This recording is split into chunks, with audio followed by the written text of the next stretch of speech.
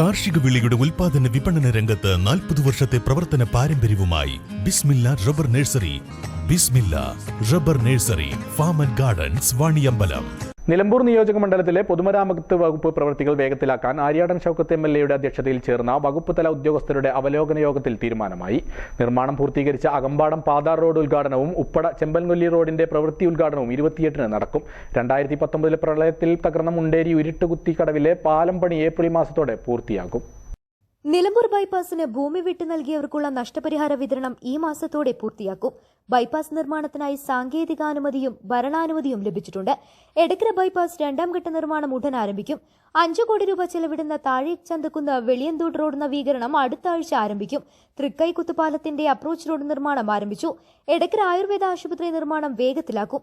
Manavedan school laboratory, Pookkottumanna school കെട്ടിടം, Vendekkombootti school കെട്ടിടം എന്നിവയുടെ നിർമ്മാണവും വേഗത്തിലാക്കും. നിയോജക മണ്ഡലത്തിലെ പാലങ്ങളുടെ നിർമ്മാണ പുരോഗതി വിലയിരുത്താനായി MLA അധ്യക്ഷതയിൽ മാർച്ച് 2-ന് രാവിലെ 10:30-ന് നിലമ്പൂർ TBയിൽ അവലോകന യോഗം നടക്കും.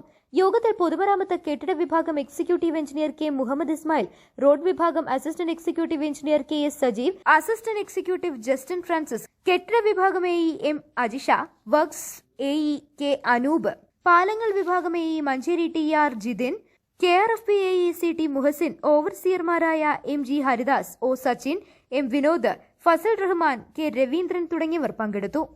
News bureau, Nilambur.